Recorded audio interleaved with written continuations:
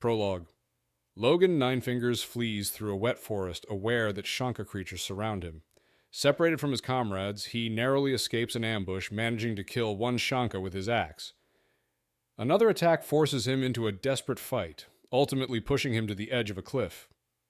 Clinging to a tree root, he finds himself trapped, with a Shanka gripping his ankle and biting into his leg. With no other options, Logan remembers his father's words and releases his hold, hurling himself into the gorge. He falls, hitting the water below with bone-crushing force. Part 1. In Chapter 1, Logan awakens on a riverbank, injured but alive after his fall. He struggles to his feet, assessing his injuries and realizing he must reach higher ground to avoid the Shanka. Although he lacks proper clothing and gear, he decides to return to his abandoned camp to gather supplies. At the camp, he finds his boots, coat, and some essential items, including a cooking pot he holds dear. Despite seeing no sign of his companions, he understands they likely perished. Determined to survive alone, Logan heads toward the mountains, hoping to evade the Shanka's pursuit.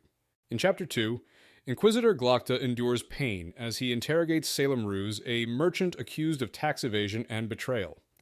Ignoring Ruse's pleas, Glokta coerces him into confessing and implicating Sepdan Teufel, the master of the mints. Afterward, Glokta meets Archlector Sult, who criticizes his methods but values his results. Sult assigns Glokta the dangerous task of securing a confession of treason from Teufel, allegedly involved in corruption with the Guild of Mercers. Preparing for the arrest, Glokta orders Ruse sent to the harsh north and sets out to apprehend Teufel under cover of darkness, questioning his own motives. In Chapter 3, Logan wakes trapped by snow in a small cave but escapes to the harsh, empty wilderness. Memories of his family and village haunt him, reminding him that they are long dead, leaving him with a mix of loss and bitterness. Although he briefly considers vengeance against the Shanka, he recognizes his weakness and limited supplies, deciding instead to survive by heading south. After catching a deer and making camp, he encounters forest spirits who inform him of Bethod's ongoing conquests and a Magus searching for him. With this, Logan resolves to find the Magus, hoping for purpose. In Chapter 4, Jezal wins at cards, frustrating his companions, and rushes to fencing practice with Lord Marshal Varuz, who berates him for poor discipline. Varuz pushes Jezal to his limits, sending him on an exhausting run to the Tower of Chains.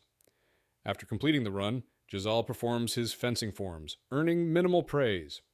Later, Jezal drinks heavily and stumbles into a strange encounter. He and his friends witness the Inquisition apprehending a man. Inquisitor Glokta's appearance unsettles Major West, hinting at a shared history. Glokta's ominous farewell leaves Jezal and his companions shaken. In Chapter 5, Glokta interrogates Sepdan Teufel, the master of the mints, pushing him to confess. Despite Teufel's initial defiance, Glokta intimidates him by recounting his own torture experience, emphasizing the pain he endured in Gurkel. With time running short and the Archlector's arrival imminent, Glokta's team methodically works to break Teufel's resistance, each strike of the cleaver bringing Teufel closer to a confession.